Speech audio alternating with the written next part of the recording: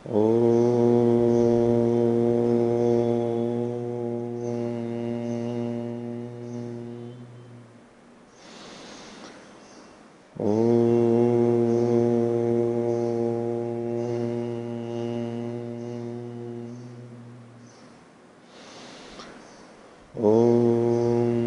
सहनावतु सहनौ भुनक्तु सह वीर्यं कर्वावहै तेजस्विनावधीतमस्तु मा विद्विषावहै। ओम शांति शांति शांति।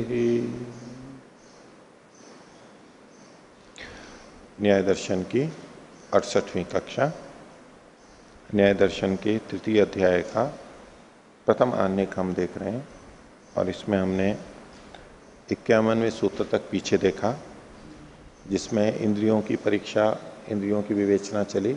इंद्रियां भौतिक हैं अथवा अभौतिक हैं, और इसको समझने के लिए इन्होंने चक्षु इंद्रिय का एक उदाहरण लिया और उसमें चक्षु रश्मि और उसके माध्यम से इन्होंने समझाने का प्रयास किया। अब इंद्रियों के बारे में कुछ और प्रश्न उठा करके कि इंद्रियां हैं कितनी, इंद्रिय एक है या अनेक है, एक है या पांच है। ज्ञान इंद्रियों के संदर्भ में ये बात चल रही है। तो वैसे तो आप लोगों को सबको स्पष्ट है कि 5 ज्ञानेंद्रियां हैं, ये भी कोई चर्चा का विषय नहीं होना चाहिए था, लेकिन फिर भी चर्चा हो सकती है कि भाई इंद्रिय एक है या अनेक है। पूर्व पक्षी को तो संशय हो रहा है, उसके अपने कारण है, वो कारण भी जानो, देखो कैसे उसको संदेह हो रहा है। तो 52वें सूत्र की भूमिका है अथापि खलु एकम इंद्रियम एकम इदम इंद्रियम बहुनी इंद्रियाणि वा। ये एक ही इंद्रिय है या बहुत सारी इंद्रियां हैं, और कितनी है, उसने प्रश्न किया। अब प्रश्न किया तो आप और हम तो सीधा उत्तर दे देते भी अनेक हैं, 5 हैं। लेकिन सिद्धांति क्या करता है, पहले पूछता है उसको कुतः संशय, आपको संशय क्यों हुआ, एक है या अनेक है, पहले उसके संशय के कारण को जाने, उसके अनुसार उत्तर देंगे तो उसको समझ में आएगा। नहीं तो उन्होंने पूछा और हमने सीधा उत्तर दे दिया तो उसको उतना समझ में मान तो लेगा, अच्छा ठीक है आप कह रहे हो ये है, कुछ कुछ आएगा। या तो हम उत्तर देंगे, उसी से उसके संशय की निवृत्ति भी हो जाती है कई बार, नहीं तो हम उत्तर देते रहेंगे, उसके संशय की निवृत्ति नहीं होगी। तो सिद्धांति ने पहला क्या पूछा, कुतः संशय, आपको संशय क्यों है ये बताओ पहले, फिर बात करेंगे।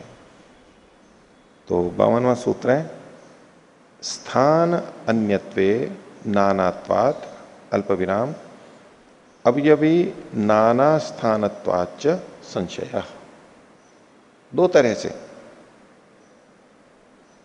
ये संशय हमारे अनेक कारणों से हमने पीछे देखे थे, उसमें आप बताना कि कौन सी तरह वाला संशय यहां पर उत्पन्न हो रहा है। तो क्या रहा है ये, स्थान अन्यत्वे नानात्वात्, ये एक बात हुई कि अगर स्थान अलग अलग होते हैं तो चीजें भी अलग अलग होती हैं। स्थान के भेद से, स्थान के अन्यत्व से, भिन्नता से वस्तु भी भिन्न भिन्न होती है। जैसे एक मनुष्य यहां पर बैठा है, एक मनुष्य वहां बैठा है, एक वहां बैठा है, कोई वहां है, तो स्थान का अन्यत्व है, एक यहां बैठा है, एक यहां बैठा है, एक यहां बैठा है, स्थान की भिन्नता है ना।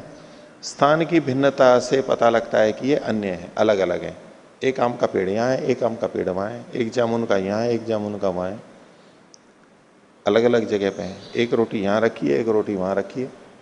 स्थान की भिन्नता होने से वो अलग अलग है, ये पता लग जाता है। ठीक है, ऐसे सब जगह हम देखते हैं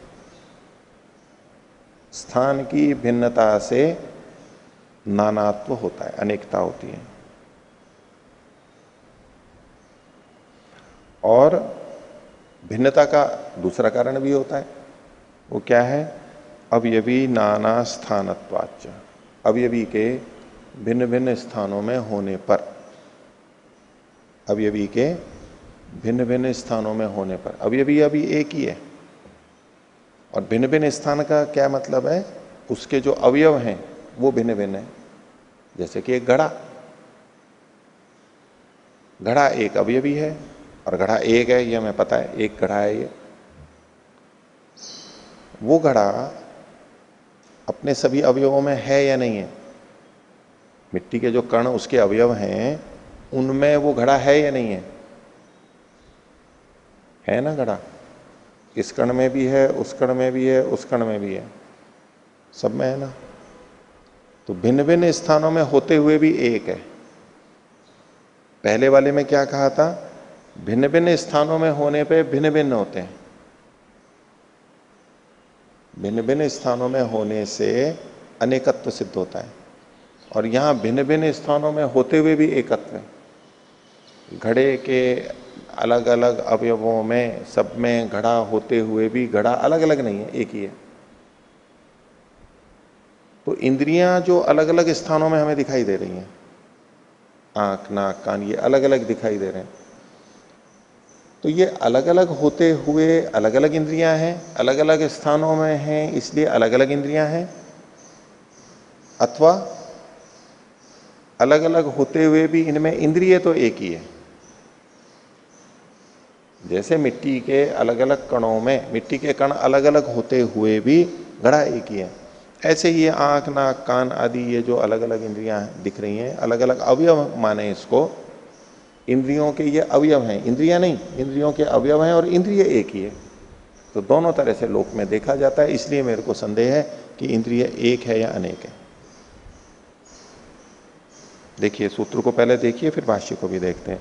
स्थान अन्यत्वे नानात्वात्, ये एक पक्ष हुआ। स्थान के भिन्न भिन्न होने पर वस्तु के भी नानात्व यानी भिन्न भिन्न होने से। दूसरा, अवयवी नाना स्थानत्वाच्च, अवयवी के भिन्न भिन्न स्थानों में होने से। अब यहां अवयवी के का मतलब है अवयवी एक है, उस एक के भी नाना स्थानों में भिन्न भिन्न स्थानों में होने से। तो तात्पर्य क्या निकलेगा कि भिन्न भिन्न स्थानों में होते हुए भी उसका एकत्व खंडित नहीं हो रहा है। पहले वाले पक्ष में भिन्न भिन्न स्थानों में होने से अनेकत्व आ रहा था, यहां पर भिन्न भिन्न स्थानों में होते हुए भी अनेकत्व नहीं आ रहा है, एक ही है वो, इसलिए बोले मेरे को संदेह है। भाष्य देखिए, बहुनी द्रव्याणी नाना स्थानानि दृश्यन्ते, बहुत सारे द्रव्य, कितने भी द्रव्य हैं अलग अलग, वो भिन्न भिन्न स्थान वाले दिखाई देते हैं। अलग द्रव्य है तो भिन्न स्थान पे है, ये अलग द्रव्य है ये भिन्न स्थान पे है। भौतिक जगत के सभी द्रव्यों में हम ऐसे ही देखते हैं। एक बात हो गई। और नाना स्थानश्च सन एको अवयवी च इति, और भिन्न भिन्न स्थानों में रहता हुआ भी, नाना स्थानश्च भिन्न भिन्न स्थानों में रहता हुआ यानी अपने अवयवों में रहता हुआ, सन रहता हुआ, होता हुआ, एको अवयवी, अवयवी एक ही है, चाहिए। ये दो पक्ष आ गए। तेन इंद्रियेषु भिन्न स्थानेषु संशय, इसलिए इंद्रियों के भिन्न भिन्न स्थानों में देखा जाने से मेरे को संदेह है कि ये जो भिन्न भिन्न स्थानों पर इंद्रियां दिखाई दे रही हैं, इससे ये भिन्न भिन्न होते हुए भिन्न भिन्न स्थानों में है इसलिए ये भिन्न भिन्न है, अथवा भिन्न भिन्न होते हुए भी एक ही है। अवयवी, इंद्रिय नाम का एक अवयवी, जैसे घट नाम का एक अवयवी, ऐसे इंद्रिय नाम का अवयवी एक ही है, ये मेरे को संदेह हो गया। तो संशय का कारण कौन सा है? उपलब्धि की अव्यवस्था से, ठीक है, क्योंकि कहीं उपलब्धि हो रही है अनेकत्व की और कहीं नहीं हो रही है। भिन्न भिन्न स्थान होते हुए भी उपलब्धि की अव्यवस्था हो रही है, कहीं तो अनेक है, स्थान के भेद से अनेक है, और कहीं स्थान का भेद होते हुए भी एक है, ये उपलब्धि की अव्यवस्था हो रही है, ठीक है? नहीं, विप्रतिपत्ति में तो विप्रतिपत्ति नहीं, ऐसा कोई कह रहा हो तो विप्रतिपत्ति किस पे जाती है?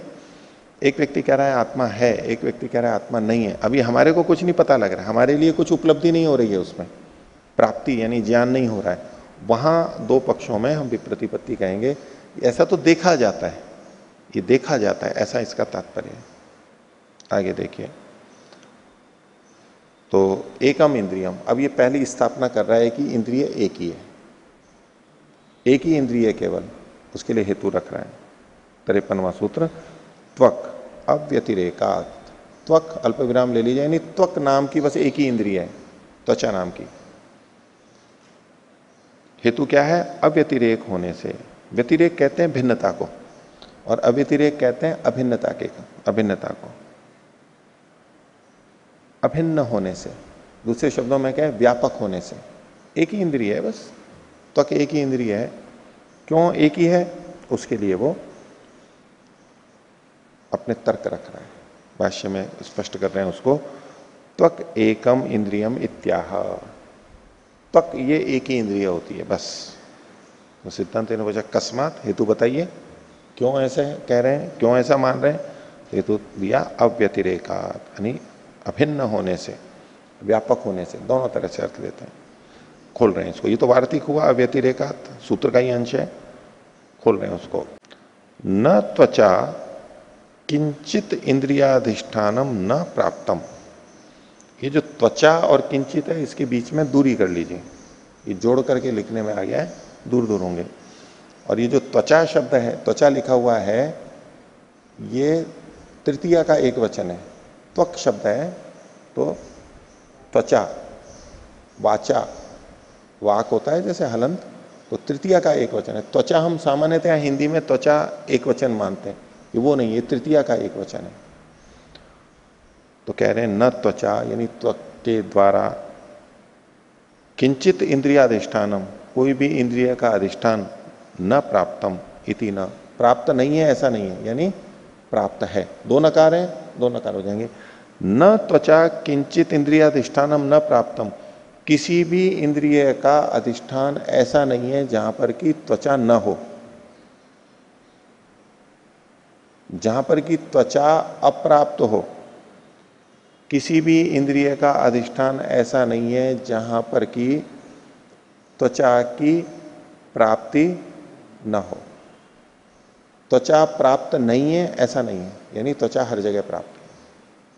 कैसे? त्वचा क्या होती है? स्पर्श इंद्रिय, स्पर्श का पता लगता है।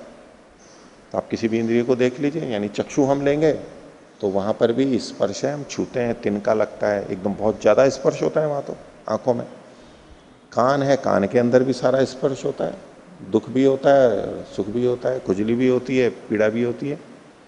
नाक में अंदर गंध जो होती है तो यहां अंदर भी स्पर्श होता है और बहुत ज्यादा स्पर्श होता है।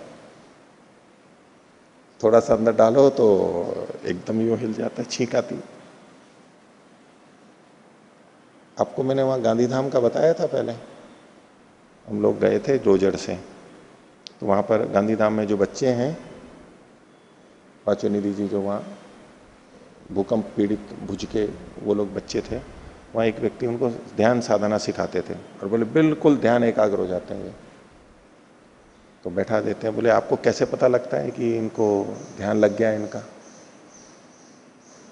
उन्होंने बैठाया भी, हमने वीडियो रिकॉर्ड में, शक्ति नंदन जी भी थे, हम लोग थे, रविशंकर जी भी थे, कई जने वहाँ पर। टंकारा गए या कहाँ गए थे हम, वहाँ से होते हुए गए थे, वहाँ और भी भ्रमण में थे, रिकॉर्डिंग भी की हुई थी। बोले कि सबको मैं समाधि लगा देता हूँ, सब चले जाते हैं बच्चे, सम्मोहन में उसमें चले जाते हैं। उन्होंने बैठाया बच्चे बच्चियों को विशाल भवन में, और वो कई तरीके थे उनके। तो वो एक रुई, उसका एक तिनका सा या धागे का वो रखते थे, वो बैठे हैं बच्चे, वो यूं नाक में डाल डाल के देखते थे कान में भी डालते थे। अच्छा, कान में भी संवेदनशील है? तो बोले अगर ध्यान लग रहा होगा तो नाक में कितना भी कर लो उसको पता नहीं लगेगा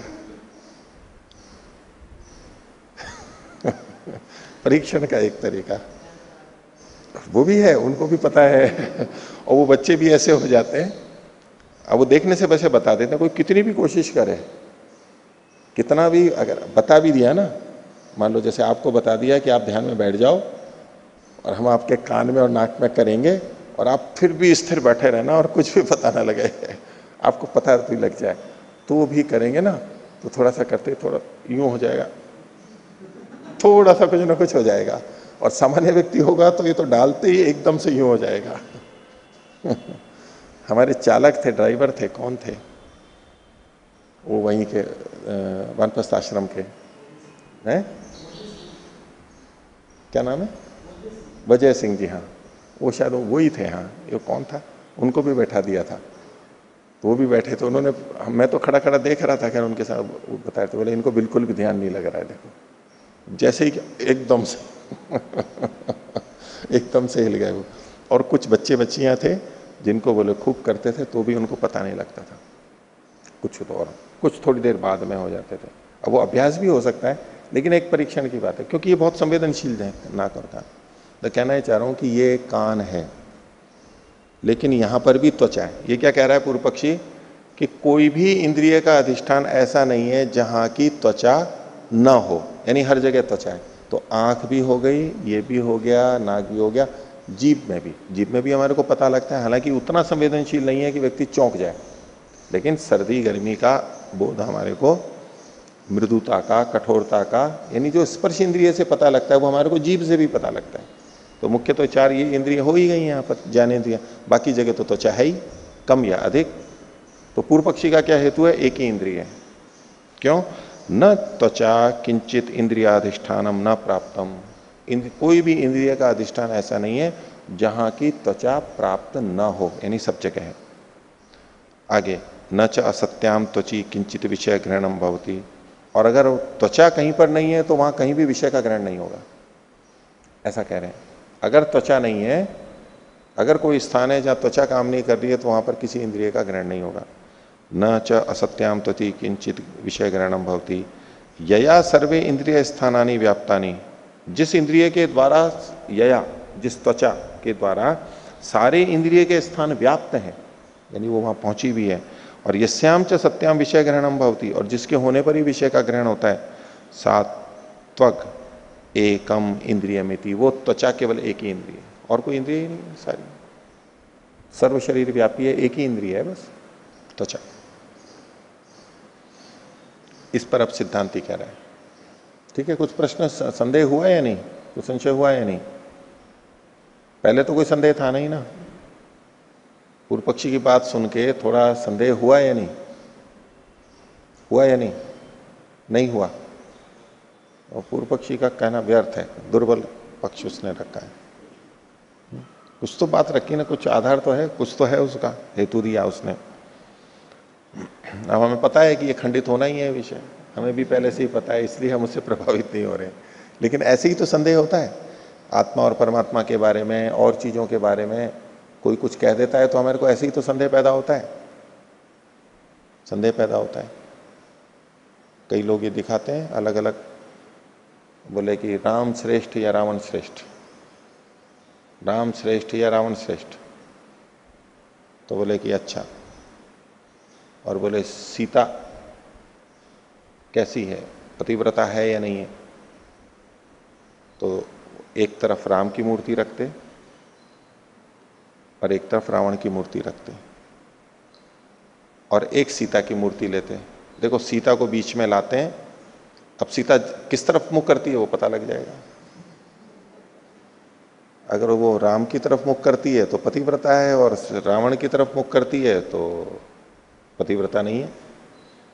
वो बीच में लाते हैं तो सीता घूम करके रावण की तरफ मुंह हो जाता है उसका। इससे बहुत धर्म परिवर्तन हुए हैं, वास्तविक बता रहा हूं, ऐसा लोग करते हैं वो। और करते क्या है, अंदर चुंबक लगा रखी है, कोई चुंबक, इधर भी चुंबक उधर भी चुंबक, अंदर चुंबक लगी, लोगों को क्या पता, भोले लोगों को। अब बीच में भी चुंबक, वो चुंबक तो विपरीत दिशा में ही जाएगी, अंदर तो चुंबक, उसको पता है, और उसी तरफ मुंह करके सीता को बैठा रखा है वहां पर। वो तो अलग सिद्धांत से यूं घूमती है। वो देखो आपके देवी देवता, ये आप लोग सीता को ऐसा मानते हो, अब सीता तो ऐसी थी, अब सीता कहां देवी रही? रावण को आप करते हो तो राम को। तो देवी देवताओं को जो मान्यता प्रचलित है वो अच्छे हैं, उनको उससे हटाने में संदेह पैदा हो जाएगा, प्रश्न कर देंगे। अब उनको कोई समाधान करने वाला तो है नहीं, है किस? हाँ हाँ हाँ, लकड़ी में पानी में वो घूम पाएगी ना। हाँ, जैसे ईसाई बनाते हैं तो कई आदिवासियों में जाकर के, जैसे राम की मूर्ति है तो वो लोहे की, और हाँ, जीसस की उसकी बना देते लकड़ी हैं, की। लकड़ी की। अच्छा, जो डूब गई वो जो डूब दुर्बल, गया और जो वो तैर गई वो श्रेष्ठ। हाँ, अब बाहर से रंगों से तो पता नहीं लगेगा, बाहर से तो एक जैसी दिखेंगी, उनको क्या पता ये क्या कर रहे हैं, अब बेचारे भोले भाले लोग होते हैं। तो कुछ भी तर्क से, अगर हमारा दिमाग नहीं काम कर रहा है तो कुछ भी तर्क वितर्क छोटा भी रखा जाएगा तो संदेह बहुत जल्दी पैदा हो जाता है और व्यक्ति एकदम बदल जाता है। खैर चलो, आप लोग तो दृढ़ हैं, आप लोग इसको फर्क नहीं पड़ा, लेकिन उसने तर्क रखा है पूर्व पक्षी ने। तो सिद्धांति कहता है न, अल्प विराम, आपका कथन ठीक नहीं है। इंद्रियांतर अर्थ अनुपलब्धे है, इंद्रियांतर के जो अर्थ हैं, अन्य इंद्रियों के जो अर्थ यानी विषय हैं, त्वचा से भिन्न, त्वचा का तो स्पर्श था, उससे भिन्न जो हुआ तो शब्द, रूप, रस और गंध, ये जो अन्य विषय हैं उनकी त्वचा से अनुपलब्धि होने से, त्वचा से उसका ग्रहण नहीं होता है, इस कारण से तो न इंद्रियांतर अर्थ अनुपलब्धे है। खोल रहे हैं इसको, ये तो वार्तिक हो गया। स्पर्शोपलब्धि लक्षणायाम सत्याम त्वची, त्वचा के स्पर्श की उपलब्धि के लक्षण वाली होने पर, त्वचा का लक्षण ये है कि जो स्पर्श के रूप को स्पर्श को बताती है, स्पर्श की उपलब्धि इसी लक्षण वाली त्वचा होती है, होने पर गृह्यमाणे त्वगिंद्रियेण स्पर्शे, तो और त्वगिंद्रिय से स्पर्श के ग्रहण होने पर इंद्रियांतर अर्था, अन्य इंद्रियों के जो अर्थ हैं, कौन? रूपादयो, रूपादि अन्य चार, न गृह्यन्ते अंधादि भी, जो अंधे आदि होते हैं उनके द्वारा वो गृहित नहीं होते हैं। अगर ये माना जाए कि त्वचा से ही सारे विषयों का ग्रहण हो रहा है, जैसा कि पूर्व पक्षी ने पहले कहा था, तो जो अंधे हो गए हैं उनको भी सभी विषयों का ग्रहण होना चाहिए, क्योंकि त्वचा तो उनको भी है, त्वचा तो उनके भी है सब जगह। अगर त्वचा से ही सब विषयों का ग्रहण होता तो त्वचा तो उनके भी है, उनको भी ग्रहण हो जाना चाहिए, और वो क्यों, उनको क्यों नहीं दिखाई दे रहा है? अथवा बहरे हो गए तो उनको क्यों नहीं सुनाई दे रहा है? ये प्रश्न आएगा। त्वचा होते हुए भी यदि त्वचा की सब विषयों को ग्रहण करा रही है तो उनको भी सब विषय ग्रहण होने चाहिए, लेकिन उनको होते नहीं है। इस तरह से रूपादेव न गृह्यन्ते अंतादि भी। आगे, न स्पर्श ग्राहकाद इंद्रियाद इंद्रियांतरम अस्ति इति, इसमें यदि का अध्याहार करते हैं। यदि स्पर्श ग्राहकाद इंद्रियाद, स्पर्श को ग्रहण कराने वाली इंद्रिय से इंद्रियांतरम न अस्ति, दूसरी इंद्रिय नहीं है, स्पर्श को ग्रहण कराने वाली इंद्रिय से भिन्न दूसरी इंद्रिय नहीं है, यदि, ये साथ में लेके चलेंगे। जब यदि कहा तो आगे तरही भी आ जाएगा। तो अगर ऐसा है तो स्पर्शवद अंधादिभिर गृह्येरन रूपादयो, तो अंधे आदि के द्वारा, यानी अंधे बहरे आदि के द्वारा स्पर्श आदि के समान, जैसे अंधे और बहरे स्पर्श का ग्रहण करते हैं वैसे, तो स्पर्शवत, स्पर्श के समान अंधादि भी, अंधे बहरे आदि के द्वारा रूपादयो गृह्येरन, गृह्येरन रूपादय, रूपादि भी उनको गृहित होने चाहिए। न च गृह्यन्ते, लेकिन वास्तव में नहीं गृहित होते हैं। तस्मात् नैकम इंद्रियम त्वगिति, इसलिए अकेली त्वग इंद्रिय नहीं है, वहां किसी न किसी दूसरी इंद्रिय का विघात हो गया है, इसलिए उनको दिखाई नहीं देता और या उनको सुनाई नहीं देता। ऐसे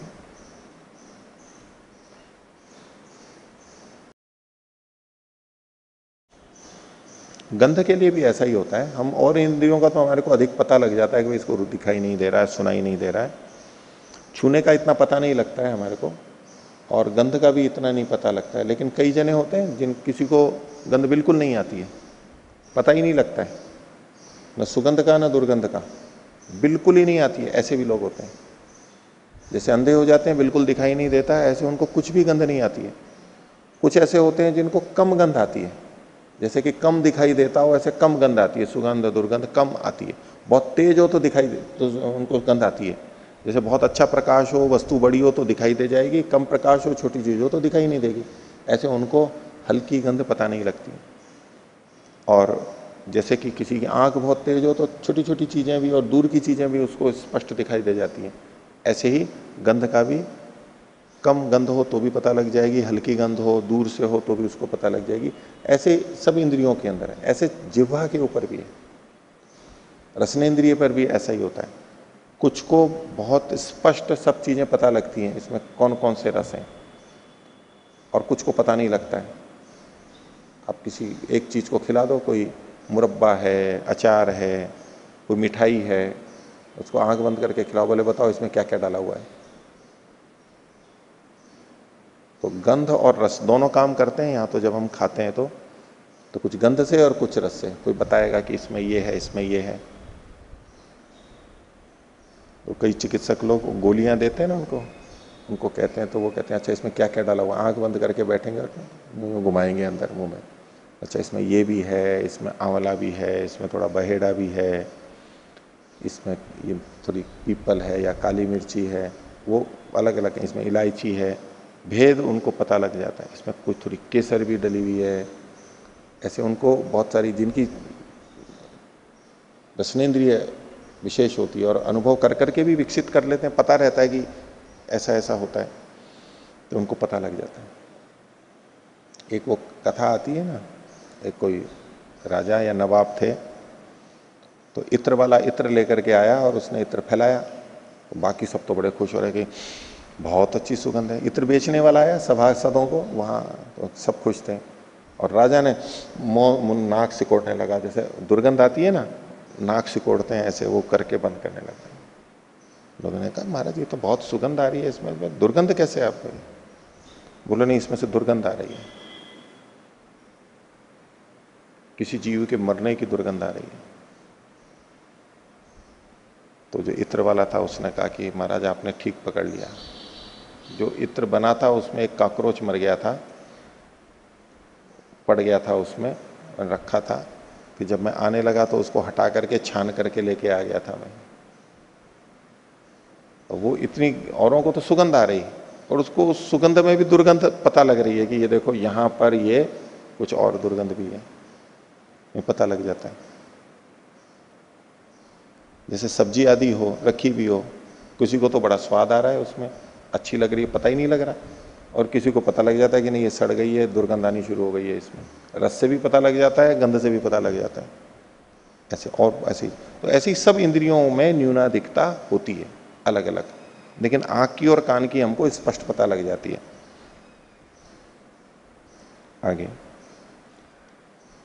पूर्व पक्षी अब कह रहा है तीसरे अनुच्छेद में, त्वग अवयव विशेषेण धूमोपलब्धि व तदुपलब्धि ही। बोले त्वग विशेष के, त्वग के अवयव विशेष से ये अलग अलग ग्रहण होता है।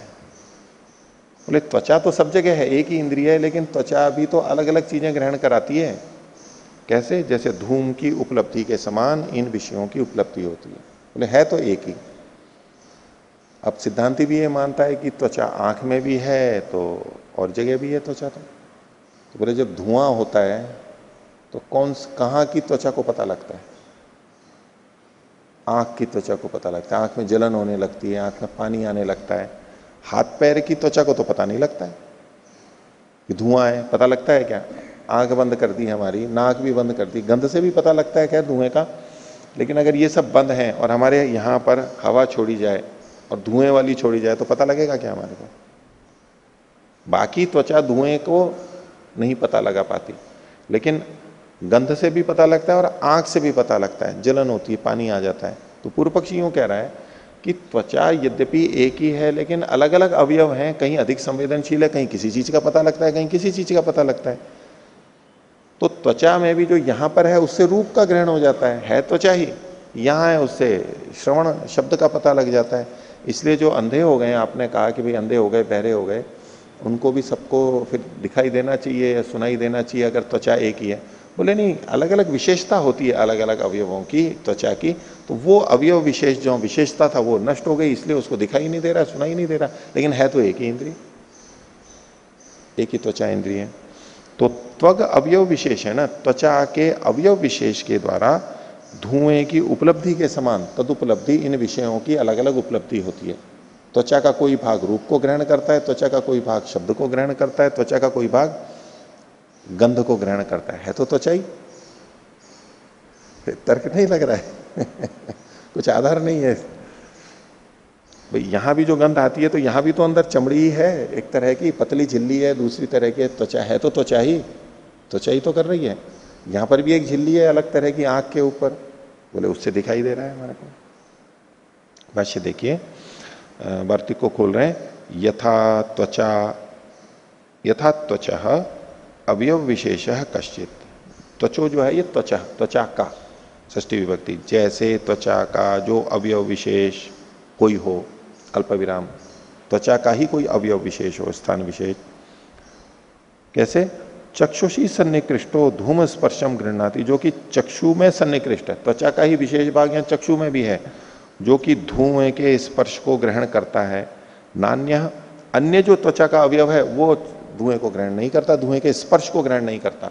नासिका जो धुएं को ग्रहण करती है वो तो गंध से ग्रहण करती है, स्पर्श से ग्रहण नहीं करती है। नासिका गंध से ग्रहण करती है, लेकिन आंख धुएं को जो ग्रहण करती है, एक आंख से धुएं को देखते हैं वो नहीं, धुएं के आंख में लगने पर जो जलन पानी आदि आता है वो स्पर्श की बात कर रहे हैं। तो बोले चक्षुषी सन्निकृष्टो, चक्षु से सन्निकृष्ट धुएं का स्पर्श गृहीत होता है, न अन्य जगह पे नहीं होता है। एवं त्वचो अवयव विशेष रूपादि ग्राहका, ऐसे ही त्वचा के अवयव विशेष हैं, त्वचा में ही अलग अलग अवयव हैं जो रूपादि के ग्रहण कराने वाले होते हैं। रूपादि ग्राहका तेषाम उपघातात अंधादि भी न गृह्यन्ते रूपादय, और उन अवयवों का नाश होने पर अंधे आदि के द्वारा रूपादि का ग्रहण नहीं होता है तो इंद्रिय एक ही, अलग अलग इंद्रिय नहीं है, ऐसा भी तो मान सकते हैं। तो इसका खंडन करना है तो सिद्धांति कहता है आगे, व्याहतत्वात् अहेतु, व्याहत होने से, व्याघात होने से, विरोध होने से आपका ये हेतु नहीं है, गलत है ये हेतु।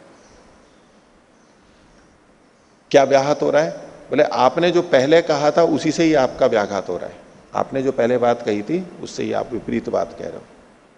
देखिए, त्वक व्यतिरेकाद एकम इंद्रियम इति उक्त्वा, त्वक अव्यतिरेका, त्वका त्वच से अव्यतिरेक अभिन्न, एकम इंद्रियम एक ही इंद्रिय है ये कह करके, आपने पहले यही तो कहा था, पूर्व पक्षी ने यही तो कहा था एक ही इंद्रिय है अभिन्न होने से।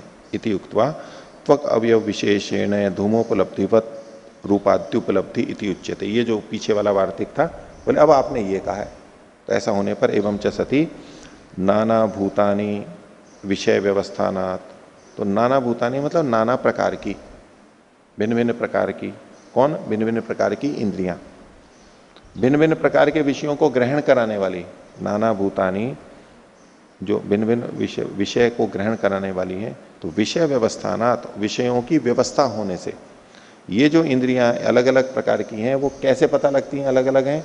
कि विषयों की व्यवस्था होने से, इससे ये पता लगता है, इससे ये पता लगता है।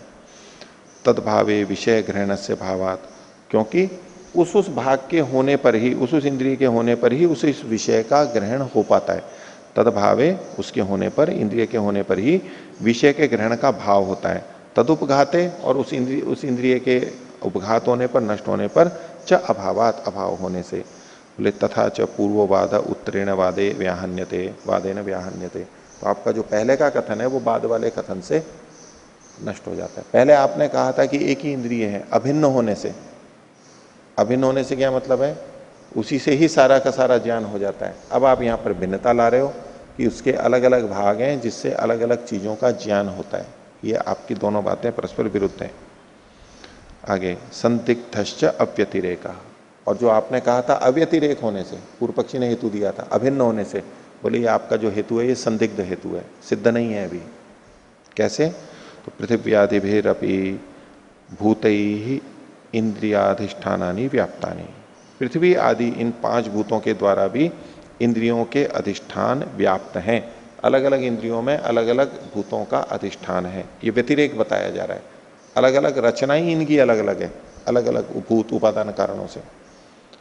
अव्यतिरेक मतलब अभिन्नता, अब इनके उपादान कारण में भिन्नता है, उसको सिद्धांति ने यहां पर रखा। न च तेषु असत्सु विषय ग्रहणम भवति, और अगर ये भूत वहां पर नहीं हो तो उन विषयों का ग्रहण भी नहीं होता, जो महाभूत वहां पर है उस विषय का ग्रहण करवाते हैं, ये इनका सिद्धांत है। तस्मात् न त्वक अन्यत् वा सर्व विषयम एकम इंद्रियमिति, इसलिए न त्वक, त्वचा भी कोई एक, त्वक त्वचा, और अन्यद्वा अथवा त्वचा से भिन्न कोई एक। भाई पूर्व पक्षी किसी एक इंद्रिय को मान रहा है, उस पक्ष में वो एक इंद्रिय कौन सी है? तो पूर्व पक्षी ने त्वचा को कहा था, तो या तो त्वचा, अथवा कोई कहे नहीं त्वचा से भिन्न कोई दूसरी इंद्रिय है वो भी एक ही है, तो चाहे अन्यद्वा, दूसरा पक्ष है। तो तस्मात् न त्वक, न तो त्वचा, अन्यद्वा अथवा अन्य भी कोई चक्षु आदि कोई एक इंद्रिय, सर्व विषयम सब विषयों वाली नहीं है। सर्व विषयम एक इंद्रियमिति, एक इंद्रिय होते हुए सर्व विषयों वाली है, ऐसी न तो त्वचा है और न त्वचा से भिन्न अन्य कोई इंद्रिय है। कोई भी एक इंद्रिय त्वचा या त्वचा से भिन्न ऐसी नहीं है जो कि अनेक विषयों वाली हो, सब एक एक विषय वाली है। इससे पता लगता है कि आपने जो कहा संदिग्ध की जो अव्यतिरेक है इनमें, वो गलत है। इनमें व्यतिरेक है, भिन्नता है। आगे ये तो भाष्यकार ने खंडन मंडन किया, आपस में चर्चा हुई। सिद्धांती 54वें सूत्र में बोलता है न युगपद अर्थ अनुपलब्धे है। न निषेध कर रहे हैं, अल्प विराम ले लीजिए, पूर्व पक्षी की बात है, बोले आपकी बात ठीक नहीं है। न त्वक अव्यतिरेका जो पूर्व पक्षी ने कहा था, तो कहा कि न ये ठीक नहीं है। क्यों? युगपद अर्थ अनुपलब्ध, एक साथ अर्थों के उपलब्ध न होने से, यानी एक समय में एक ही विषय ग्रहण होता है, ये इनका सिद्धांत है। तो चूंकि एक समय में एक ही विषय का ग्रहण होता है, इससे पता लगता है कि एक ही इंद्रिय सब विषयों को ग्रहण नहीं कराती है, अलग अलग इंद्रियां अलग अलग विषयों को ग्रहण कराती हैं। उसके पीछे जो इनका सिद्धांत है वो अभी भाष्य में आ जाएगा। कहते हैं आत्मा मनसा संबध्यते, जब हम किसी विषय का ज्ञान करते हैं तो आत्मा को इच्छा हुई, वो मन से पहले संबद्ध होता है। मन इंद्रिय, और मन फिर उस इंद्रिय से संबद्ध होता है। और इंद्रियम सर्वार्थ ही, और इंद्रिय जो है वो सब अर्थों के साथ में सन्निकृष्ट होती है। इंद्रियम सर्वार्थ ही सन्निकृष्टम इति, ये पूर्व पक्षी के मत में कह रहा है सिद्धांति। सामान्य सिद्धांत तो क्या है, आत्मा मन से, मन अलग अलग इंद्रियों से, और अलग अलग इंद्रियां अपने अपने विषयों से संबद्ध होती हैं, और फिर उसका ज्ञान हो जाता है। ये तो अंदर से बाहर की प्रक्रिया, और बाहर से विषय, इंद्रिय, तत्त अलग अलग इंद्रिय, मन और आत्मा, ये प्रक्रिया है। अब परिकल्पना ये कीजिए कि यदि एक ही इंद्रिय सब विषयों का ग्रहण कराने वाली होती तो क्या होता? आत्मा का मन से सन्निकर्ष होता, और मन का उस एक इंद्रिय से सन्निकर्ष होता।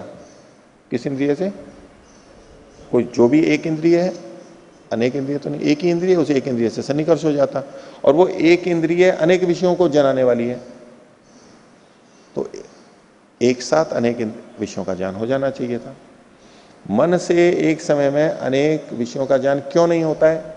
तो उसके पीछे कारण इनका यही मानना है कि मन एक समय में एक ही इंद्रिय से सन्निकृष्ट होता है। जिस इंद्रिय से सन्निकृष्ट होता है उसी विषय का ज्ञान होता है।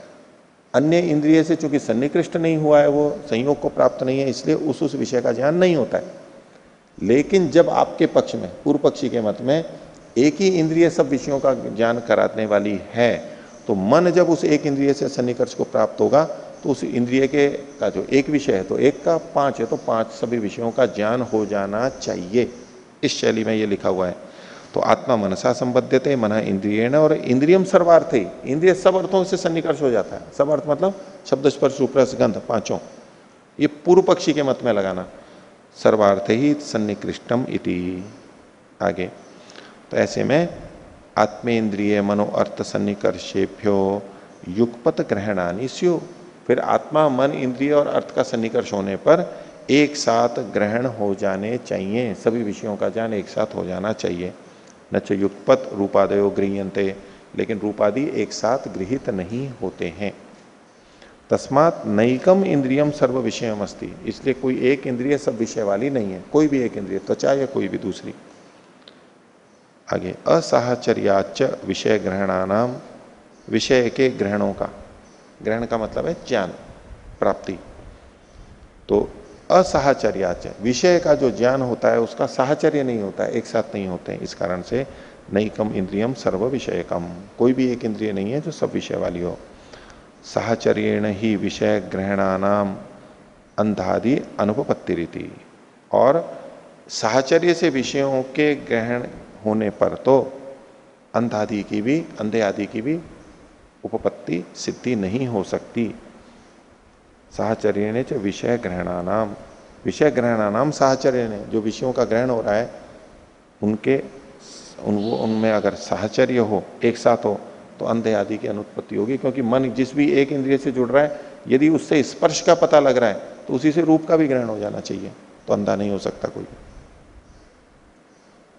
आगे 55वां सूत्र सिद्धांति बोल रहा है विप्रतिषेधाच न त्वगेका, और विप्रतिषेध होने से भी, यानी विरोध व्याघात होने से भी त्वचा एक नहीं है। न त्वक एका, त्वचा ही एक इंद्रिय नहीं है। भाष्य न खलु त्वक एकम इंद्रियम, इंद्रिय अकेली ही नहीं है, त्वचा अकेली ही इंद्रिय नहीं है व्याघात होने से। कैसे है उसको भाष्य में खोल रहे हैं। त्वचा रूपाणी अप्राप्तानि गृह्यन्ते इति, त्वचा त्वचा मतलब यहां फिर ये त्वचा मतलब तृतीया का एक वचन है, त्वचा से, त्वचा के द्वारा रूपाणी अप्राप्तानी, अप्राप्तानी रूपाणी, त्वचा रूपाणी अप्राप्तानी गृह्यन्ते इति। अगर त्वचा से ही सब कुछ पता लग रहा है तो जो हमें अप्राप्त रूप है, यानी जो त्वचा को इसके निकट नहीं है, दूर हैं, वो भी गृहीत होते हैं, आपको ऐसा मानना पड़ेगा। त्वचा से के द्वारा अप्राप्तानी यानी दूर स्थित रूप भी गृहीत होते हैं, ऐसा माने तो अप्राप्यकारित्वे स्पर्शादिषु अपि एवं प्रसंगः। तो अब इंद्रियों के अप्राप्यकारित्व का पता लग जाएगा कि इंद्रियां अप्राप्यकारी होती हैं, बिना प्राप्त हुए भी, बिना सन्निकर्ष के भी ज्ञान प्राप्त करा देती हैं। ऐसा होने पर तो स्पर्शादिषु अपि एवं प्रसंग, स्पर्शादि में भी फिर ऐसा ही प्रसंग आएगा कि बिना छुए उसका स्पर्श पता लग जाना चाहिए। अगर त्वचा रूप को बिना सन्निकर्ष हुए जना रही है तो फिर त्वचा स्पर्श को भी बिना सन्निकर्ष के जना देनी चाहिए। यह आक्षेप लगा रहा है सिद्धांती पूर्व पक्षी पर। ऐसा क्यों कह रहा है? क्योंकि जिस पक्ष में पूर्व पक्षी ये मानता है कि त्वचा ही एक इंद्रिय है और उसी से सब विषयों का ज्ञान हो रहा है, तो हमें ये तो पता है कि त्वचा हमारे शरीर के साथ में है, इससे आगे तो है नहीं कहीं, और ये भी हमें प्रत्यक्ष हो रहा है कि हमें दूर की चीजें भी दिखाई दे रही हैं। त्वचा यही है और दूर की चीजें भी दिखाई दे रही हैं। इसका क्या मतलब हुआ कि त्वचा जो एक ही इंद्रिय है वो उन वस्तुओं को प्राप्त हुए बिना भी उनके रूप का ग्रहण करा रही है, क्योंकि हमें पता है त्वचा तो यहां है और वस्तु तो वहां पर है, दूर है, हमें दिखाई दे रही है, उसका रूप ग्रहण हो रहा है। इसका मतलब क्या हुआ कि त्वचा बिना प्राप्त हुए भी ज्ञान करा देती है। जो एक इंद्रिय त्वचा है वो बिना प्राप्त हुए भी ज्ञान प्राप्त करा देती है, रूप का ग्रहण करा देती है। तो सिद्धांत ये कह रहा है कि यदि त्वचा बिना प्राप्त हुए रूप का ग्रहण करा देती है तब तो स्पर्श का ग्रहण भी वो बिना प्राप्त हुए करवा देनी चाहिए, क्योंकि बिना प्राप्त हुए ग्रहण कराना ये उसका स्वभाव है। अप्राप्यकारिणी अप्राप्यकारित्वे स्पर्शादिषु अपि एवं प्रसंग, स्पर्श गंध आदि अन्य जो भी चीजें हैं, शब्द हैं, उन रस, उन सब में यही प्रसंग आएगा, यही दोष आएगा। स्पर्शादीनाम च प्राप्तानाम ग्रहणात्, और दूसरे ढंग से कहें कि स्पर्शादियों के प्राप्त होने पर ही ग्रहण होने से, प्राप्त होने पर ही ज्ञान होने से, सन्निकर्ष होने पर ही स्पर्श का ज्ञान होता है, ऐसा होने पर ये भी हमारे को प्रत्यक्ष है। तो स्पर्शादीनाम च प्राप्तानाम ग्रहणात् रूपादीनाम प्राप्तानाम ग्रहणम इति प्राप्तम, फिर तो ये मानना पड़ेगा कि रूपादि का भी ग्रहण कब होगा? जब त्वचा उसको प्राप्त करेगी। या तो ये मानो कि त्वचा अप्राप्तकारी है तो स्पर्श को भी बिना प्राप्त हुए ग्रहण करवा देने वाली होनी चाहिए, और यदि ये मानते हो कि रूपादि के समान नहीं, स्पर्श के समान प्राप्त होने पर ही ग्रहण कराती है, तो रूप का ग्रहण भी प्राप्त होने पर, सन्निकर्ष होने पर ही होना चाहिए, ऐसा करके खंडन किया। तो व्याघात होने से आगे प्राप्य कारित्वम इति चेत। अपूर्व पक्षी कह रहा है अगर यूं कहे कि नहीं, दोनों ही गुण है त्वचा में, तो प्राप्यकारी भी है और अप्राप्यकारी भी है। स्पर्श के विषय में प्राप्यकारी है, स्पर्श आदि के विषय में, और रूप के विषय में अप्राप्यकारी, ऐसा मान लेंगे, क्योंकि प्रत्यक्ष देखा जा रहा है, रूप को बिना प्राप्त हुए भी ग्रहण करा देती, तो अप्राप्यकारी भी मान लेंगे, दोनों ही मान लेंगे, उसमें क्या बात है। यदि ऐसा पूर्व पक्षी कहे तो सिद्धांत कह रहा है आवरण अनुपपत्तेर विषय मात्रस्य ग्रहणम, तो फिर तो बोले आवरण की अनुपपत्ति हो जाएगी, असिद्धि हो जाएगी। आवरण की असिद्धि कैसे हो जाएगी? अभी तो क्या है कि आवरण के आने पर वस्तु दिखाई नहीं देती है, आंखों के सामने ये ले आते हैं तो आवरण के आने पर वो वस्तु दिखाई नहीं देगी। ये जो नियम है आवरण वाला, इसकी असिद्धि हो जाएगी। बोले फिर तो आवरण का कोई मतलब ही नहीं है। तो आवरण की अनुपपत्ति होने पर विषय मात्र से ग्रहणम, विषय का मतलब है रूप, खासतौर से सभी रूपों का ग्रहण हो जाना चाहिए। यहां पर आवरण भी आ गया तो भी, चूंकि स्पर्श इंद्रिय तो है और स्पर्श इंद्रिय रूप को बिना प्राप्त हुए ग्रहण कराती है, तो हम जो ये आवरण ला रहे हैं, आवरण ला करके, आवरण लाने पे हमें जब चीज दिखाई नहीं दे रही है, इसका क्या मतलब हुआ? कि प्राप्यकारी है, इसने आकर के व्यवधान कर दिया तो अप्राप्ति हो गई, व्यवधान से क्या हुआ, अप्राप्ति हो गई। अब अगर आप ये मानते हो कि ये अप्राप्यकारी है, यहां पर भी मानो केवल, बाकी शरीर में रूप को ग्रहण करने की क्षमता नहीं भी है त्वचा की, ऐसा जो पूर्व पक्षी कह रहा था, अलग अलग अवयवों में ही वो देख सकती है, तो ऐसा मानो तो भी, तो जब आप ये मानोगे कि चक्षु इंद्रिय यहां वाली जो त्वचा है वो बिना प्राप्त हुए भी, वस्तु को बिना प्राप्त हुए भी रूप का ग्रहण करा देती है, तो जब आवरण आ जाता है तब भी उसको रूप का ग्रहण करवा देना चाहिए, क्योंकि वो तो बिना प्राप्त हुए ही ग्रहण करवाती है ना। तो चाहे आवरण हो या नहीं हो, आवरण आने पर कोई वस्तु नहीं दिख रही है, इसका मतलब है वो प्राप्यकारी है। और यदि चक्षु इंद्रिय यानी त्वचा यहां वाली अप्राप्यकारी है, बिना प्राप्त हुए भी अगर रूप का ग्रहण कराती है, तो आवरण के आने पर भी उसको ज्ञान करा देना चाहिए। आ रहा है, तो समझ में आ गया ना। उन्होंने कहा आवरण अनुपपत्ते, आवरण की अनुपपत्ति हो जाएगी, आवरण की अनुपपत्ति होने पर क्या होगा, विषय मात्र से ग्रहणम, हर रूप का ग्रहण हो जाना चाहिए, आवरण हो तो भी ग्रहण हो जाना चाहिए।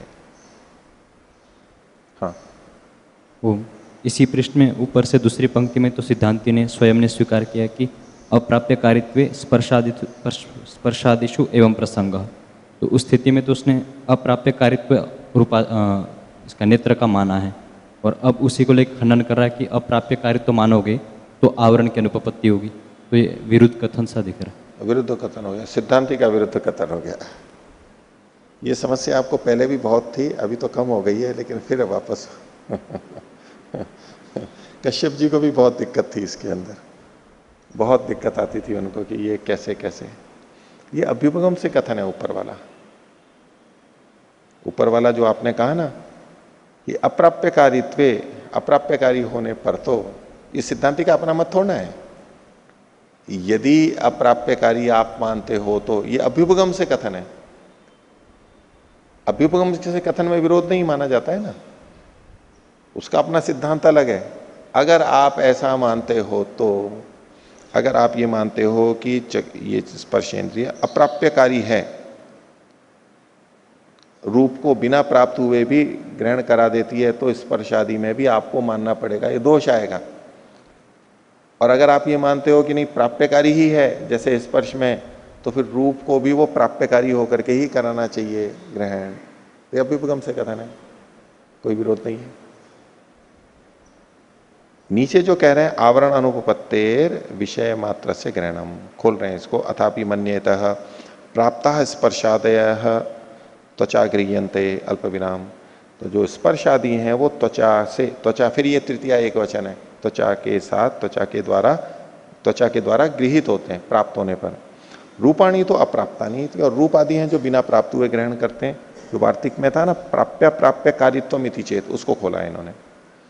एवं सती नास्ति आवरणम, तो सिद्धांति का कहना है फिर तो कोई आवरण की बात ही नहीं हुई, आवरण है तब भी उसको दिखाई देना चाहिए, क्योंकि अप्राप्यकारी है, रूप को तो बिना प्राप्त हुए भी ग्रहण कराती है। तो एवं सती नास्ति आवरणम आवरणानुपपत्तेश्च, और जब आवरण की अनुपपत्ति होगी, असिद्धि होगी, उसके लिए कोई आवरण ही नहीं है, तो रूप मात्र से ग्रहणम व्यवहितस्य च अव्यवहितस्य चेति, ढकी भी कोई चीज हो या बिना ढकी भी हो, उससे कोई फर्क नहीं पड़ेगा, दीवार के उधर भी और दीवार के इधर भी कोई आवरण उसके लिए नहीं होगा, उसको सब चीज दिखाई देने लगेगी। आगे दूरांतिक अनुविधानम च रूपोपलब्धि अनुपलब्ध्योर न स्यात्, एक और दोष दिखा रहे हैं यहाँ पर वार्तिक है ये, दूरांतिक अनुविधानम च, दूर और अंतिक, दूर कहते हैं तो बहुत परे है, अंतिक मतलब निकट है, पर और अपर, दूर और निकट, तो दूर और निकट का में रूपोपलब्धि अनुपलब्धियों हो, रूप की उपलब्धि और अनुपलब्धि में, यानी सामान्य रूप से हमारे पास है तो हमको दिखाई दे जाती है, उपलब्धि होती है, और बहुत दूर है तो दिखाई नहीं देती है। उल्टा भी कर लो, दूर है तो हमारे को दिखाई दे जाती है, बहुत पास में है तो दिखाई नहीं देती, उसकी सीमा में दिखाई देती है। तो दूर और निकटता के अनुविधान से, अनुविधान मतलब उसके अनुरूप रूप की उपलब्धि और अनुपलब्धि फिर नहीं होनी चाहिए। क्यों ऐसा होता है कि दूर होने पे या दिखाई नहीं देती, निकट होने पे दिखाई दे जाती है? जब अप्राप्यकारी ही है तो कितनी भी दूर हो तो भी दिखाई दे जानी चाहिए। रूपोपलब्धि अनुपलब्धि और न स्यात्, खोल रहे हैं इसको, अप्राप्तम त्वचा गृह्यते रूपमिति, बिना प्राप्त हुए त्वचा से, त्वचा फिर यहां तृतीया का एक वचन है, बिना प्राप्त हुए त्वचा से रूपम गृह्यते इति, यदि रूप गृहित होता है तो दूरे रूपस्य अग्रहणम, तो दूर की वस्तु के रूप का तो न दिखाई देना, और अंतिके च ग्रहणम, और निकट वाली चीज में उसका ग्रहण होना, इत्येतत् न स्यादिति, ये फिर नहीं होना चाहिए। ये तो निकट हो या दूर हो, दूर होने पे अप्राप्यकारी है उसमें कोई फर्क नहीं पड़ता, फिर सब कुछ दिखाई देना चाहिए, समान दिखाई देना चाहिए। जैसे जैसे वस्तु दूर होती जाती है वैसे वैसे हमारे को छोटी होती जाती है, दिखती, ठीक है। अगर कोई वस्तु हमारे सामने है यहां पर, अभी हमारे को इसके कितने आयाम दिखाई दे रहे हैं, लंबाई, चौड़ाई और मोटाई भी ले लो, 3 आयाम दिखाई दे रहे हैं। निकट की कोई वस्तु हो, 3 आयाम, जैसे हम अपने एक दूसरे को देखें, शरीर देख रहे हैं, चेहरा देख रहे हैं, उसमें लंबाई, चौड़ाई, गहराई, ये सब तीनों चीजें दिखाई दे रही है ना। और इसको दूर करते चले जाओ, ये लेखनी दूर होती जाएगी, दूर होती जाएगी, तो आगे जाकर के क्या होगा, अंत में बहुत दूर जाएंगे तो केवल एक रेखा दिखाई देगी। इसकी लंबाई चौड़ाई हमारे लिए ग्राह्य नहीं होगी, हम नहीं देख पाएंगे। और यदि इसको और भी दूर ले जाओ तो बिंदु के रूप में आ जाएगी। और बिंदु या डॉट क्या होता है, जिसमें ना लंबाई होती है ना चौड़ाई होती है, उसी को तो कहते हैं ना, जिसकी ना लंबाई हो ना चौड़ाई हो। और रेखा किसको कहते हैं, इसकी लंबाई हो, एक डायमेंशन हो गया, और इसकी लंबाई और चौड़ाई भी हो किसी की तो गहराई भी हो। जैसे पेटी है, लंबी चौड़ी है, और ये दूर होती जाए होती जाए होती जाए तो क्या होगा हाल इसका, अभी तो तीनों इसके आयाम दिखाई दे रहे हैं, 3 डायमेंशन, और धीरे धीरे इसके 2 रह जाएंगे, और 2 से फिर 1 रह जाएगा बस, और फिर वो 1 भी नहीं रहेगा, क्योंकि उसमें ना लंबाई है ना चौड़ाई है ना गहराई है, बिल्कुल छोटा सा हो जाएगा बिंदु। और चला गया तो वो भी हमारे को दिखना ही समाप्त हो जाएगा, अभाव ही हो जाएगा हमारे लिए उसका। तो दूरी के होने से ये जो अंतर पड़ रहा है, अगर इंद्रियां अप्राप्यकारी हैं तो फिर कोई अंतर नहीं आना चाहिए, एक ही जैसा होना चाहिए। तो अप्राप्तम त्वचा गृह्यते रूपम इति दूरे रूपस्य अग्रहणम अंतिके च ग्रहणम इति एतत् न स्यादिति। आगे, एकत्व विप्रतिषेधाच नानात्व सिद्धौ स्थापना हेतुर उपादीयते। अभी तक जो सिद्धांति ने किया वो क्या किया, पूर्व पक्षी ने जो बातें रखी थी उसका खंडन किया। तो पूर्व पक्षी की बातें खंडित हो गई तो सिद्धांति का पक्ष सिद्ध हो गया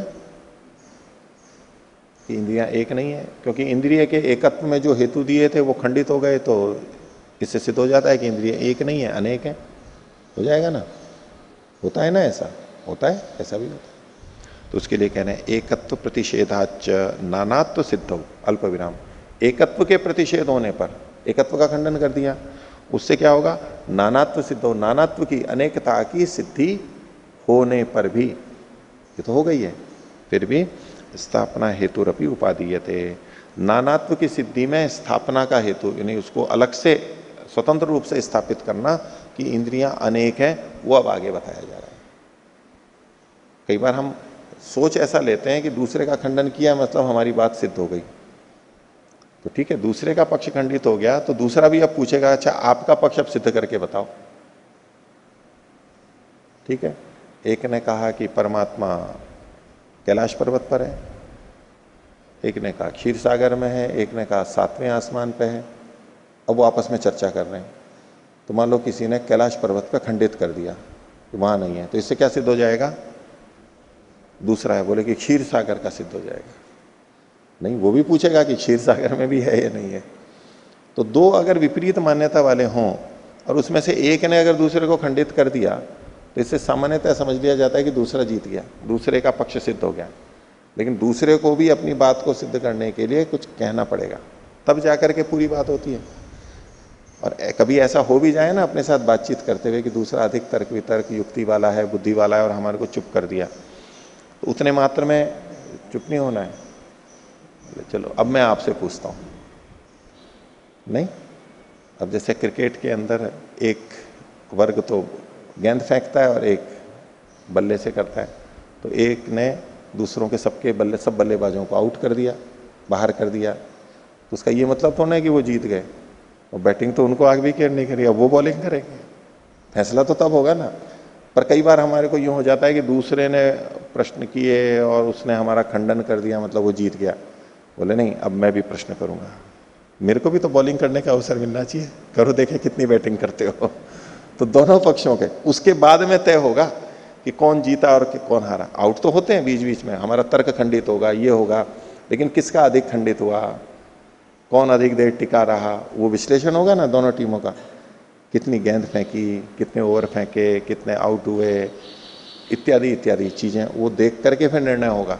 तो ऐसे ही एक तरफा बैटिंग में हम आउट हो गए तो ये नहीं सोच लेना है कि हम हार गए, आ जाओ अब मैं बॉलिंग करूंगा, अब मैं प्रश्न करूंगा।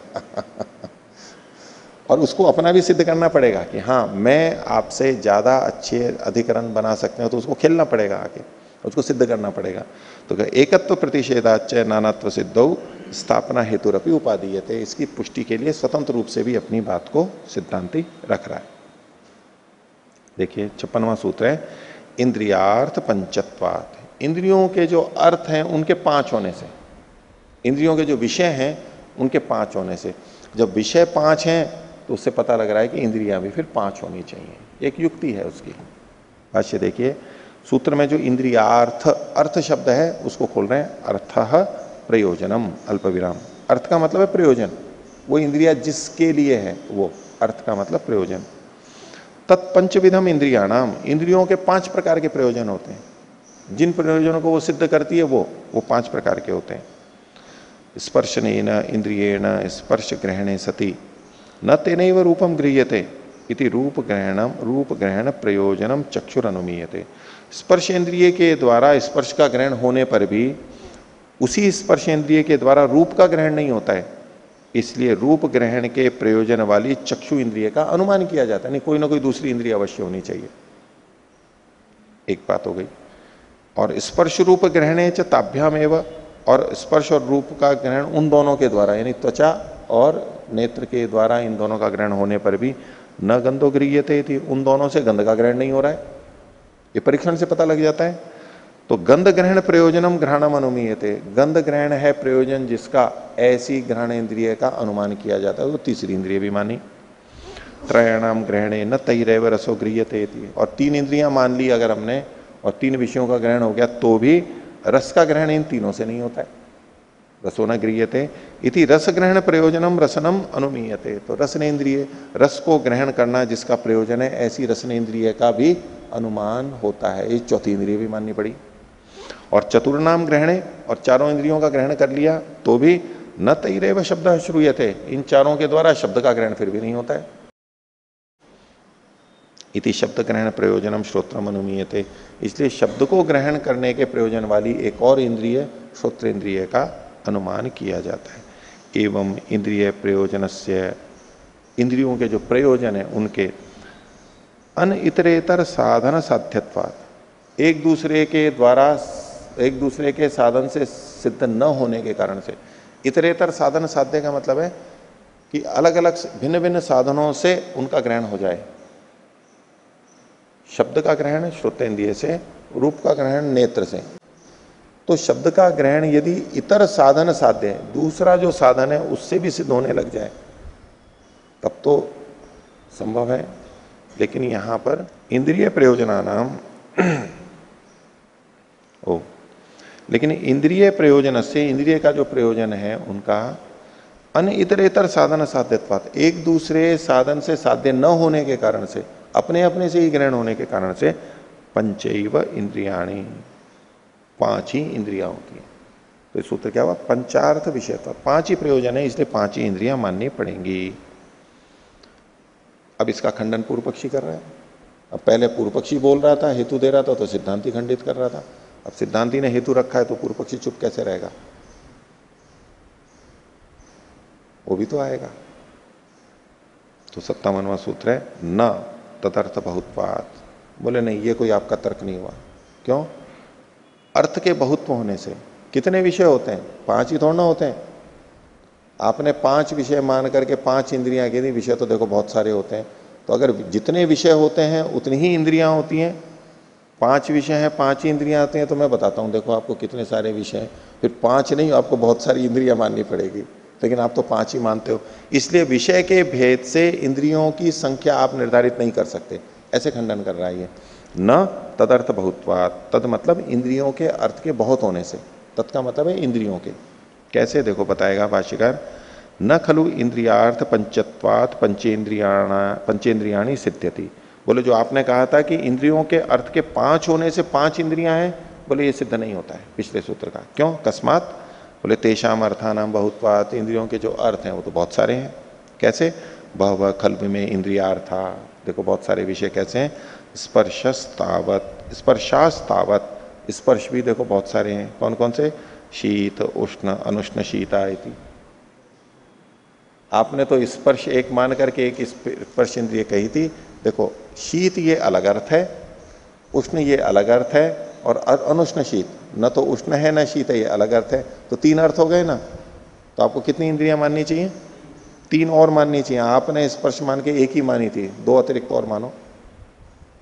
आगे रूपाणी शुक्ल हरितादिनी, और रूप भी कितने हैं? सफेद, हरा, नीला, पीला, गुलाबी, बहुत तरह के, कितने तरह के रंग हैं। अर्थ के भेद है ना, तो अर्थ के भेद से आपको कितनी इंद्रियां माननी पड़ेंगी? बहुत सारी, अनंत माननी पड़ेगी। तो ये तो कोई नियम नहीं बना कि जितने अर्थ उतनी इंद्रियां। तो रूप भी बहुत सारे हैं, रूपाणी च शुक्ल हरितादिनी। और गंधा इष्टानिष्टोपेक्षणीय, गंध भी 3 प्रकार की हैं, इष्ट, अनिष्ट और उपेक्षणीय। इष्ट मतलब जो चाही गई, अनिष्ट मतलब जिसको हम चाहते नहीं है, उपेक्षणीय मतलब हमारे को कोई फर्क नहीं पड़ता उससे। ये भी 3 है। अब इसमें भी और कर लो, गुलाब की गंध अलग है, चमेली की गंध अलग है, अलग अलग गंध तो इतने अर्थ हो गए, तो आपको फिर इंद्रियां भी बहुत सारी माननी पड़ेंगी। गंधा इष्टानिष्टोपेक्षणीय, रसः कटुकादय, और रस भी बहुत सारे हैं, मधुर, अम्ल, कटु आदि बहुत सारे रस हैं। तो ये भी अर्थ ज्यादा है। तो आप एक ही इंद्रिय क्यों मान रहे हो? यहाँ पर अर्थ की अधिकता से इंद्रियां आपको अधिक माननी चाहिए। और शब्द वर्णात्मानो ध्वनि मात्राश्च भिन्ना, और शब्द को 2 भाग में करो। एक तो ध्वनि, वैसी जो खटपट आदि ध्वनियां होती है, एक शब्द वाली यानी व्यक्तवाक और अव्यक्तवाक, वर्णात्मक जिसमें अकार आदि जो वर्ण होते हैं उसके अनुसार, और एक ध्वनि मात्र जैसे ढोल वगैरह की होती है, उसमें तो अकार आदि वर्ण नहीं होते, यानी व्यक्त और अव्यक्त 2 वाक होती है। उनमें भी कितने सारे भेद हैं। क ध्वनि अलग है, ख ध्वनि अलग है, अ अलग है, जितने भी वर्ण है सबकी ध्वनियां अलग अलग है।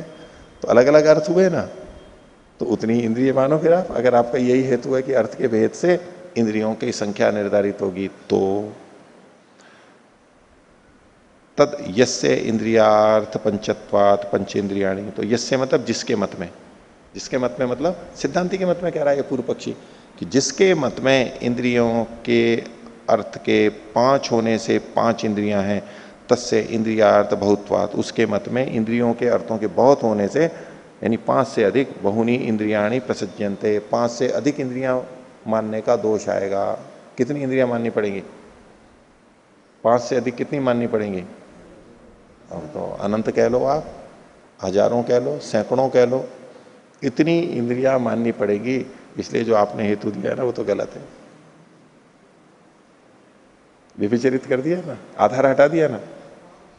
जितने अर्थ उतनी इंद्रियां, तो बोले लो अर्थ तो ज्यादा है, इंद्रियां भी ज्यादा होनी चाहिए। फिर आगे इसका उत्तर सिद्धांति दे रहा है। अब आगे 58वां सूत्र, गंधत्वादि अव्यतिरेकात गंधादि नाम अप्रतिषेधा। बोले गंधत्व आदि के अव्यतिरेक होने से, अभेद होने से, जैसे कि पूर्व पक्षी ने अलग अलग गंधों का कहा, इष्ट अनिष्ट उपेक्षणीय, बोले गंधत्व तो उनमें समान है।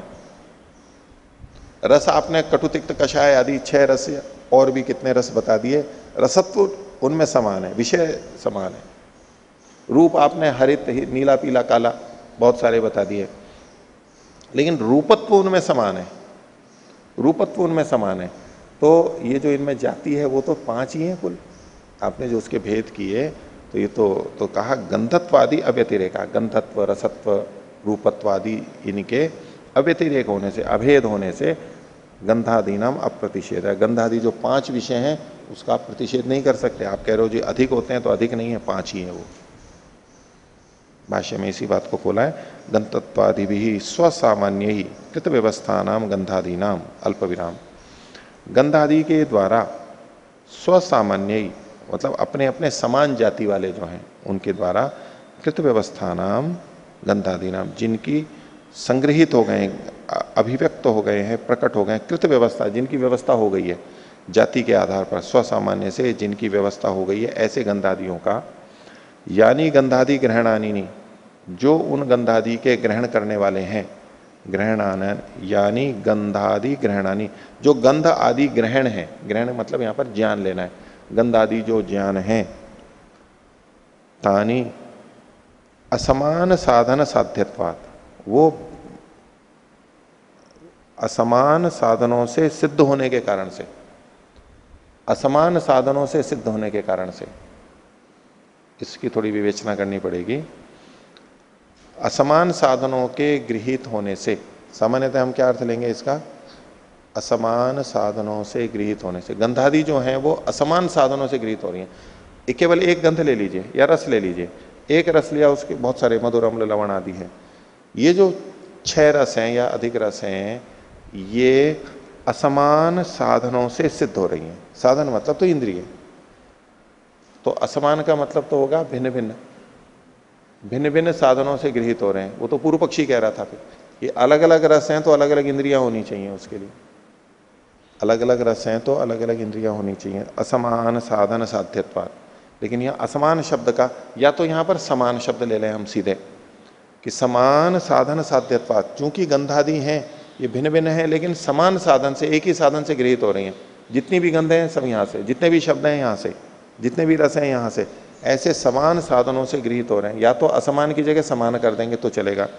समान साधन साध्यत्वात् ग्राहकांतराणी न प्रयोजयंती, भिन्न इंद्रियों को, ग्राहक मतलब इंद्रियों को, भिन्न इंद्रियों को प्रयोजक नहीं करते, कि भिन्न इंद्रियों को मानने के लिए बाध्य नहीं करते हैं कि 5 से अधिक इंद्रियां होनी चाहिए, क्योंकि समान से ही इनका ग्रहण हो जाता है।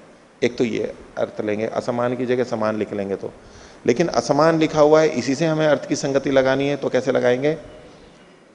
असमान का मतलब हो गया, समान का मतलब साधारण और असमान का मतलब विशेष। तो ये जो गंधादि हैं ये विशेष इंद्रिय से गृहीत हो रही हैं। विशेष कौन सी? विशेष एक इंद्रिय से। जैसे जितनी भी गंध है ये इस विशेष इंद्रिय से ही गृहीत हो रही हैं। जितने रस हैं वो विशेष इस रसन इंद्रिय से ही गृहीत हो रहे हैं। तो समान का मतलब साधारण, असमान का मतलब असाधारण यानी विशेष, और विशेष मतलब एक, और विशेष का मतलब है भिन्न भिन्न, भिन्न भिन्न इंद्रियों से गृहीत हो रहे हैं। मतलब रस आदि अलग इंद्रिय से, गंध आदि अलग इंद्रिय से, भिन्न भिन्न गंध है, ऐसे ऐसे विशेष विशेष विशिष्ट विशिष्ट इंद्रियों से ये गृहीत हो रहे हैं। इसलिए 5 से अधिक नहीं मान सकते। ऐसा होने से ग्राहकांतराणी न प्रयोजनती, ये अन्य 5 से अधिक इंद्रियों के प्रयोजक नहीं होंगे। अर्थ समूहो अनुमानम उक्तो न अर्थैक देशः, और बोले जो मैंने अनुमान दिखाया था कि इस अर्थ के ग्रहण से इस इंद्रिय का ग्रहण होगा, वो 5 के होने से 5 का, जैसा एक एक करके बताया था, 1 फिर 2 फिर 3 ऐसे, उसके संदर्भ में सिद्धांति कह रहा है कि अर्थ का जो समूह है उसके द्वारा मैंने अनुमान कहा था, न अर्थैक देश, अर्थ के एक देश के द्वारा मैंने अनुमान नहीं कहा था। अर्थ का एक देश मतलब रूप के पूरे अर्थ के समूह से मैंने अनुमान कहा था कि रूप मतलब जितने भी रूप हैं। अब आप उसके एक देश को ले रहे हो, हरा, पीला, काला, ये उनके एक देश हैं, अलग अलग भाग हैं। मैंने उससे थोड़ा कहा था, मैंने तो समूह से कहा था, आपने एक देश से कर लिया। न अर्थैक देश है, अर्थैक देशम च आश्रित्य विषय पंचकत्वम भगवान प्रतिषेधती। और आप कैसे खंडन कर रहे हो? अर्थों के एक देश का ग्रहण करके, अलग अलग रस, अलग अलग रूपों का, अर्थों का एक देश का ग्रहण करके आप विषयों के पंचत्व का प्रतिषेध कर रहे हो। तस्मात् अयुक्तोयम प्रतिषेधयति, मैंने जो बात कही नहीं उसको आप कह रहे हो। मैं तो समूह के रूप में कह रहा था, आप एक एक करके कह रहे हो। तो पहला तो उत्तर सीधा सीधा दिया कि जाति से, गंधत्व रसत्व से ये 5 ही हैं, और दूसरे ढंग से कहा कि मैंने तो समूह के रूप में कहा था, जाति के रूप में कहा था, आप व्यक्ति के रूप में लेकर के खंडन कर रहे हो। ठीक है, तस्मात् अयुक्तोयम प्रतिषेध। आगे, कथम पुनर्गंधत्वादि भी स्वसामान्यीकृत व्यवस्था गंधादयति। सबसे ऊपर की देखिए पंक्ति इस पृष्ठ पर, गंधत्वादि भी स्वसामान्यीकृत व्यवस्था नाम गंधादि नाम, ये जो वाक्य कहा था उसके ऊपर प्रश्न है, उसकी व्याख्या आगे करेंगे कि कैसे गंधत्वादि के द्वारा अपने अपने सामान्य से कृत व्यवस्था वाले गंधादि हैं, कैसे हैं ये। तो खोल रहे हैं, स्पर्श है खलु अयम त्रिविधा। स्पर्श जो है वो 3 प्रकार का होता है, शीत उष्णो अनुष्ण शीतश्च। स्पर्शत्वेन स्वसामान्येन संगृहीता, स्पर्शत्व इस सामान्य से सब एक ही साथ में संगृहित है। स्वसामान्य से ये जो संगृहित है, कृत व्यवस्था वाले थे, संगृहित हो गए थे, इकट्ठे हो गए थे, वो कैसे, स्पर्शत्व के सामान्य से।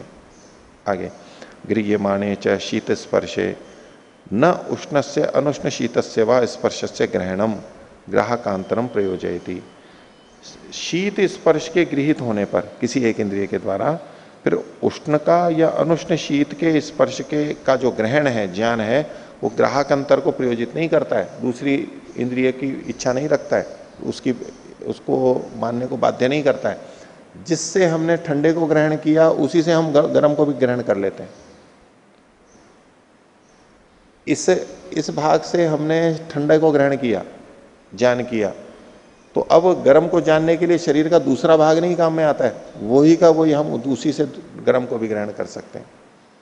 तो इंद्रियांतर का ग्रहण नहीं, आवश्यकता नहीं है, उसी से ग्रहण हो जाता है। इससे पता लगता है कि इनमें स्पर्शत्व समान है। तो ग्राहकांतरम प्रयोजयंती, इसमें प्रयोजयंती है, इसको प्रयोजयति लिख लीजिए, क्योंकि पीछे हम देखेंगे गृह्यमाणे च शीत स्पर्शे न उष्णस्य अनुष्ण शीतस्य वा स्पर्शस्य ग्रहणम, स्पर्शस्य ग्रहणम एक वचन है, ग्रहणम ग्राहकांतरम प्रयोजयति, प्रयोजयंती की जगह प्रयोजयति। आगे, स्पर्श भेदानाम एक साधन साध्यत्वात्। क्यों ऐसा है, तो उसके लिए हेतु दिया कि स्पर्श के जितने भी भेद हैं उनके एक ही साधन से सिद्ध हो जाने से, एक ही इंद्रिय से इन सब का ग्रहण हो जाने से अन्य इंद्रिय की आवश्यकता नहीं है। ये नहीं वह शीत स्पर्शो गृह्यते, जिस इंद्रिय से शीत का ग्रहण होता है, शीत का स्पर्श गृहित होता है, तेनैव इतरऊ अपीति, इसी से दूसरे यानी उष्ण और अनुष्ण शीत उनका भी ग्रहण हो जाता है। एवं गंधत्वेन गंधानाम, इसी प्रकार गंधत्व के सामान्य से गंधों का ग्रहण होगा, सब जगह ऐसा ही होगा। रूपत्वेन रूपाणाम, रूपत्व से सभी रूपों का, रसत्वेन रसानाम, रसत्व से रसत्व जाति से सभी रसों का, और शब्दत्वेन शब्दानाम इति, शब्दत्व से सबका सब शब्दों का ग्रहण हो जाएगा। तो कुल मिला के 5 ही बचेंगे। गंधादि ग्रहणानि पुनः असमान साधन साध्यत्वात् ग्राहकांतराणाम प्रयोजकानि। गंधादि का जो ज्ञान है, गंधादि ग्रहणानि पुनः असमान साधन साध्यत्वात्, यानी विशेष, यानी एक ही साधन से सिद्ध होने के कारण से ग्राहकांतराणाम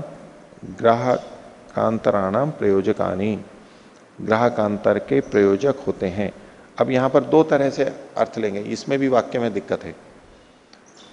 यदि हम वहां पर असमान लेते हैं तो यहां पर एक हमारे को न और लगाना पड़ेगा।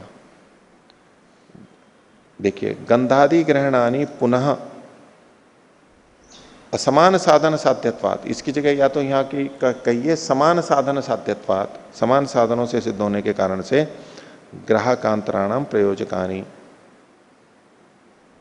यहां पर न लगा लेते हैं, न ग्राहकांतराणाम प्रयोजकानी, भिन्न इंद्रियों के ग्रहण की अपेक्षा नहीं रखते हैं। जो पहले सिद्ध किया उसी को ही बोल रहे हैं ये, कि गंधादि जो ज्ञान है वे असमान साधन साध्यत्वात्, यानी विशिष्ट एक ही साधन से गृहित हो जाने के कारण से न ग्राहकांतराणाम प्रयोजकानी, भिन्न इंद्रियों के मानने की अपेक्षा नहीं रखती हैं, उनकी प्रयोजिका नहीं है, कि ग्राहकांतर अनेक हैं उसकी प्रयोजिका नहीं है। हाँ बोलिए। इसमें आचार्य जी हम गंधादि से जो विशेष गंध है उसी को ले रहे हैं। यहाँ पर गंधादि ग्रहणानी, हाँ आदि अलग अलग लिया, गंध रूप रस लिया जाए तो भी ले लीजिए, उस दृष्टि से भी ले लीजिए। गंधादि ग्रहणानी यानी गंध रस आदि जो ज्ञान है वे जी अलग, असमान साधन साध्यत्वात्, फिर भिन्न भिन्न साधन हाँ साध्य उस तरह से अगर असमान लेंगे तो हो जाएगा असमान साधन साध्यत्वात् भिन्न भिन्न। अब यहाँ असमान का मतलब भिन्न भिन्न लिया जाएगा, भिन्न भिन्न साधनों से सिद्ध होने के कारण से ग्राहकांतराणाम प्रयोजकानी, भिन्न भिन्न इंद्रियों के प्रयोजक होते हैं। अगर इस तरह से अर्थ लगाएंगे तो ये होगा तस्माद उपपन्नम इंद्रियार्थ पंचत्वात् पंचेंद्रियाणी थी। इसलिए ये उपपन्न सिद्ध हो रहा है कि इंद्रियों के अर्थ के 5 होने से 5 ही इंद्रियां होती हैं।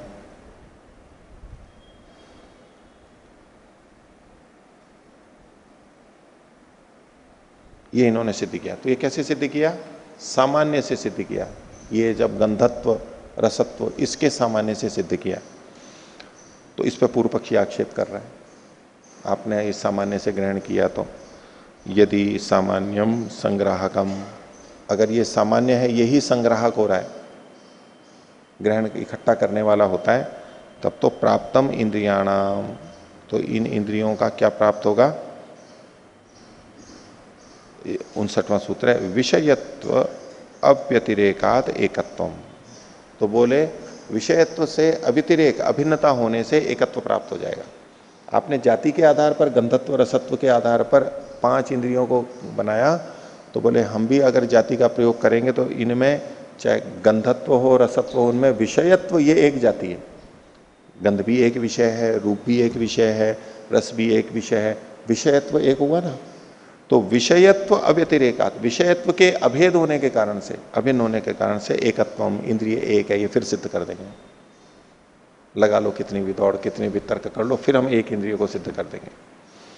भाष्यकार ने इसी को बोला विषयत्वेन ही सामान्येन गंधादय संगृहीता इति, विषयत्व के सामान्य से ही गंधादि संग्रहित हो जाएंगे। एक ही विषयत्व से तो एक ही इंद्रिय होगी। तो यहां तक पूर्व पक्षी ने बात रखी। अब इसका उत्तर सिद्धांति को देना है आगे, उसको आगे देखेंगे। आज का विषय इतना ही रखते हैं। प्रणव ध्वनि।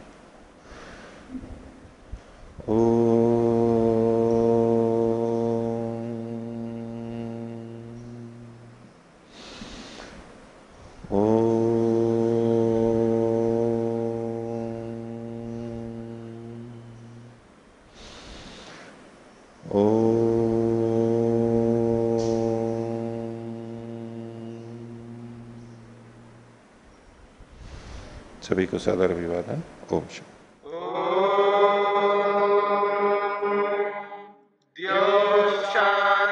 शांतिरंतरिक्षम शांति पृथिवी शांतिरापः शांतिरोषधयः शांति वनस्पतयः शांतिर्विश्वे देवा शांतिर्ब्रह्म शांति सर्वं शांति शांतिरेव शांति क्षमा शांतिरेधि। ओम शांति शांति शांति।